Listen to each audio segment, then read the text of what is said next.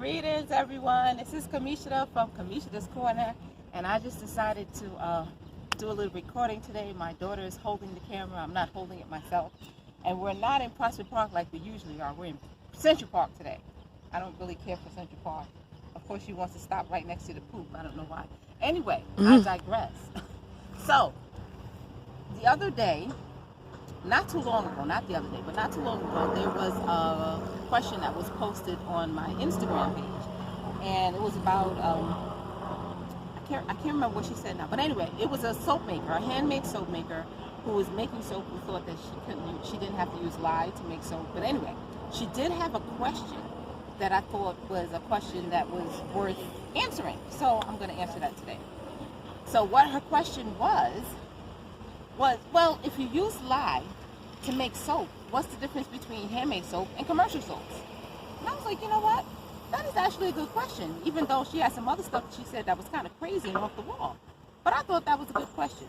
So I was like, yes, I'm going to go, I'm going to do my research, and I'm going to get all of this information, and I'm going to answer that question. Then I thought about it. So how many people go to the store, buy soap, and look at the ingredients? So how many people come to handmade makers and ask, how do you make this soap? And one of the reasons why is because they know we make the soap.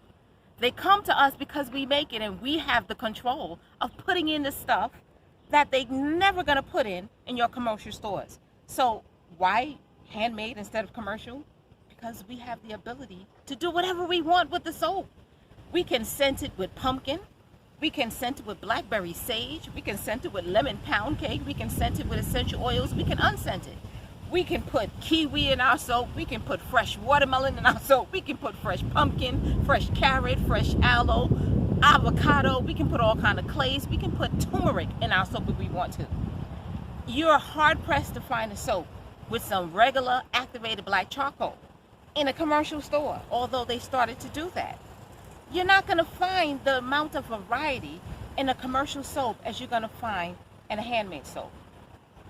But one of the things that I did think was, that I do want to mention, one of the things that I always thought when we were making soap, like, it's something that I didn't really read it anywhere, but it's something that I heard over and over again, that commercial soaps, one of the reasons why that they're harder, their bars are that much harder, and that their bars don't, like, if you use handmade soap, a lot of times it gets very, what do you call it, gelatinous, and it'll melt down. Even if you cure it for a long time and let it sit for a while, it'll melt down a lot quicker than your commercial soaps. So one of the things that I heard in the course of my, learning about soap and making the soap and all that good stuff, was that the commercial soaps actually extract the glycerin out, and it makes for harder bar soap. Now, I don't really know how true that is, and I did want to research and see more about that, but I didn't get much information on it as yet. However, the commercial soaps do tend to seem a lot harder, and they are a lot of times putting in extra ingredients that it's not necessary to put in soap. So a lot of times they'll put cornstarch. A lot of times they'll put TEA, which is, oh God, I forget the full name of it. It's this long name. It's a chemical. But they'll add chemicals to the soap to do different things to it, to either make it harder or make it slip better, or sometimes they'll even add detergents in it. So the ones that add detergent will not say soap on the bar. They'll say beauty bar, they'll say deodorizing bar, but they won't say soap. And so the commercial bars of soap that you get in the store that says soap, then they actually are using oils and LYE and creating a real soap, like handmade soap makers do. We make real soap, okay? And we don't normally add although we can, but most handmade soap makers, they don't do that. They just deal with the natural lather that's gathered when you add certain soaps to the LYE. Like coconut oil makes a nice lather. I think some palm oils. I don't use palm, but I think some palm oils also help to make a nice lather. But I just use coconut oil. It makes a wonderful lather. But you don't need the surfactants to help to boost the lather. Okay, so I just wanted to mention also that when you're making handmade soap, when you add the oils and the LYE and it comes together and goes through that saponification process to make the soap, one of the byproducts that is created that makes the handmade soap so moisturizing is not only the fact that we can add extra oils into our soap that doesn't get saponified, so there's like extra oils running around in the soap. We call it super padding, which makes the soap that much more moisturizing.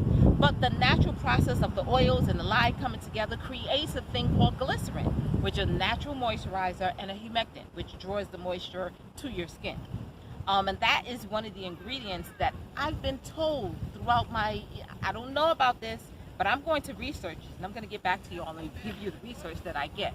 But I've always been told, and I've always gone with that understanding, that one of the biggest differences is that handmade soaps still have the natural glycerin that's created when soap is made, when it goes through the saponification process, that commercial soaps don't have. The commercial soaps, they extract that glycerin, it makes for a harder bar, and then they use that glycerin and sell it. Now, again, I don't know the truth, the veracity in that statement. So I don't want to put it out there like I know. I want to put it out there like that's something that I've always heard that I want to really research and know more on, because I always believed it to be true. But everything that you believe is not necessarily true. So don't just believe the hype. Okay, so I'm going to research that as much as I can, and I'll get back that information to you. But so those are the things that is different between a commercial bar soap and your handmade soaps. Handmade soaps, we're making smaller batches. We can put almost anything that you want. If somebody came to me today, well, can you make a soap with some wild caught burdock root? And I was like, well, you're not supposed to forage in Prospect Park, but shh, let's go get some burdock up in the areas where where we're not supposed to go, and where the dogs don't go, and where they don't spray and all that stuff, and let's get some burdock.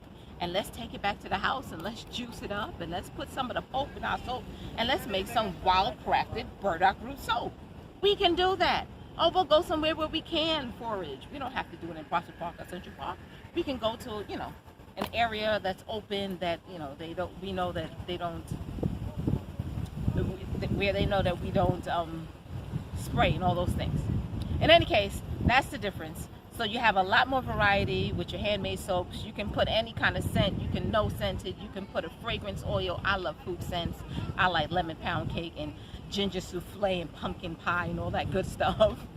But people like, essential oils, and they want it to be all organic. They want every ingredient to be organic. Handmade soap maker, we can do that. You'll be hard pressed to find that in a commercial soap, because they make such big batches that, not everybody's going to buy that soap. So they make it so that it's more appealing to many people. We don't have to appeal to many people, because I can make one loaf that's like 10 bars of soap. Who cares how many people? You're gonna find 10 people that's gonna want that soap at least, and if not, I'll use it. So what? But anyway, that's the short and the long of it. But I'm going to be coming back to you with some more research when I get it.